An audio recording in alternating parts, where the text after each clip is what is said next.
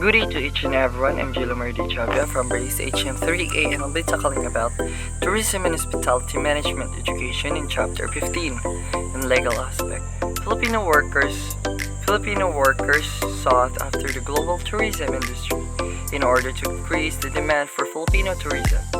Workers' competency in tourism hospitality management education should be reinforced by Attorney Antonio Fontanalla, former Human Resource Director of Central Park Hotel.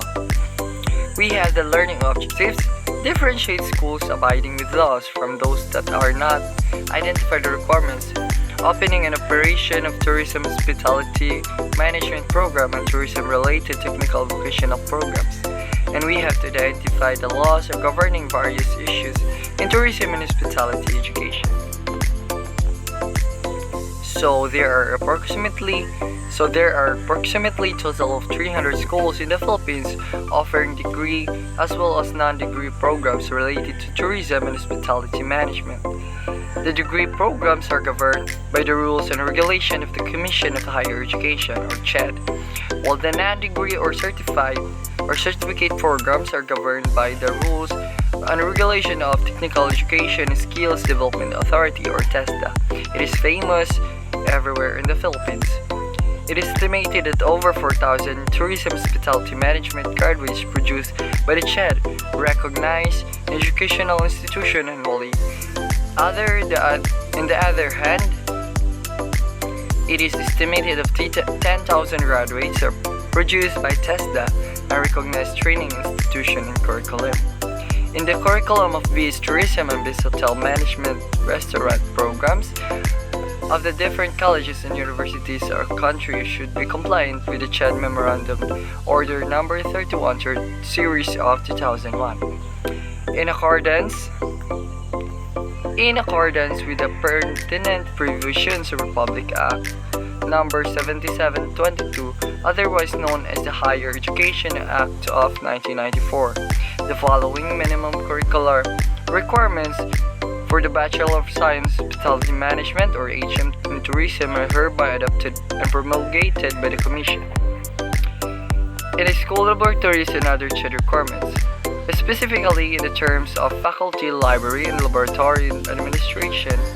Schools offering base hotel and restaurant management and hospitality management are required to have different kinds of laboratories: kitchen laboratory for food preparation, mock-up guest room for housekeeping, front office or simulation of mock of restaurant back for food and beverage services, a computer laboratory for computer subjects, good laboratories to aim to hone the practical skills of the students. Other things required by CHED are administration with at least master's degree in industry managerial experience, 25% of subjects taught by teachers with master's degrees and industry experience, at least 2,500 volumes of books accession in the library for the pertinent and 5,000 for recognition, at least 1,000 square meters for floor area, adequate library space accommodating 15% of enrollment. So regarding of number 1, now develop inspection of the regional offices through the Regional Quality Assessment Teams or RQAT. Schools are inspected by members of the academic and industry experts. Inspectors look at the quality equipment or machinery, approximately an industrial use provisions for sanitation, safety and security for the conductiveness to learning. Student practicum apprenticeship. In relation of CMO number 31 series of 2001, the minimum requirements for student practicum in BS Tourism and BS Hotel Restaurant Management are 3 units.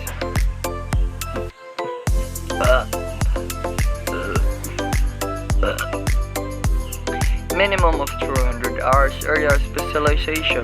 For HR major, at least 200 hours in hotel operations, other 200 hours for restaurant operations.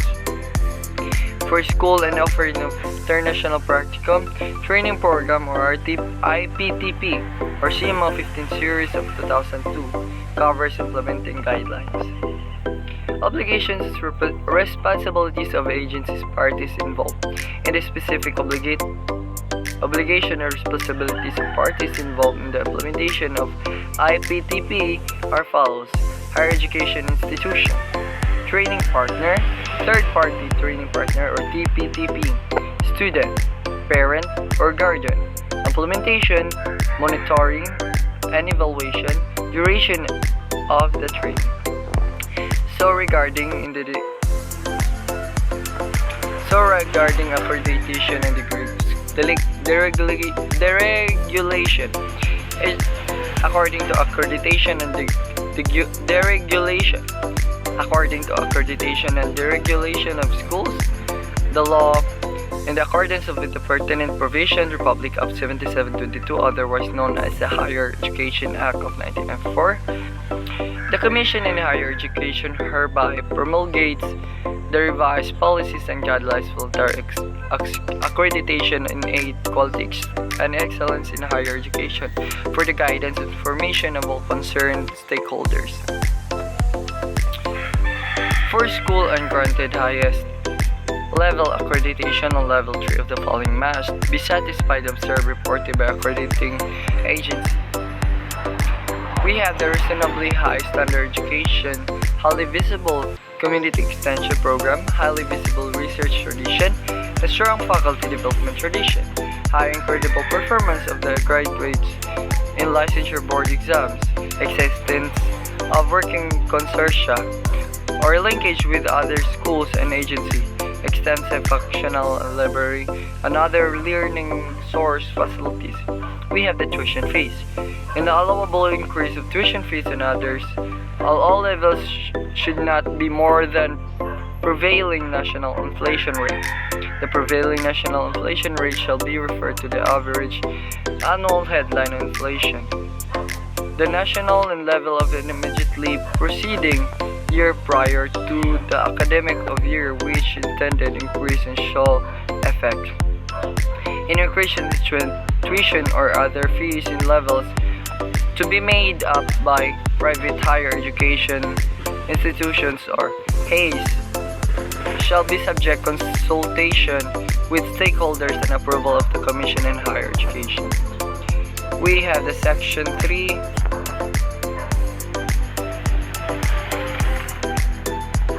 the Anti-Sexual Harassment of 1995 Republic Act number 7877 provides that education or training environment sexual harassment is committed against one who under the care, custody of supervision of other offender, against the whose education training, apprenticeship, or tutorship in interested of the offender. When sexual favor is made a condition to be giving a passing grade or the granting of honor and scholarship or payment of stipend, allowance to other benefits, privilege considerations, or when the sexual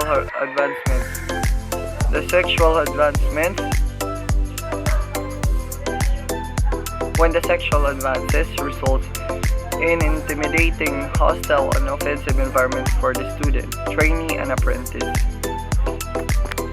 In Section 4, Republic Act 7877 provides that it is the duty to the employer of head of school, president or dean, or head of the training establishment, president or training director, to deter the commission of the acts of sexual harassment, to provide the procedures for resolution, settlement, prosecution, and acts of sexual harassment, to accomplish the employer or head of official. We have the random drug testing for tertiary level. In accordance with the in accordance with pertinent provision of Republic Act No. 7722, otherwise known Higher Education Act of 1984, the pursuant of Section 36, the Article 3 of Republic Act 9165, otherwise known as Comprehensive Dangerous Drugs Act of 2002. Random drug testing students in the public and private tertiary higher educational institution will be implemented beginning in 2003. Tertiary education equivalency. The CMO 21 series of 1980 provides the policy guidelines of the implementation of the expand tertiary education equivalency and accreditation program at TEA pursuant to Executive Order 330. In the discussion of law, many practitioners of tourism hospitality industry were not able to complete the college degrees because of various reasons. Some have become very successful and distinguished in their careers as chefs, hotel managers, restaurant and managers in the travel.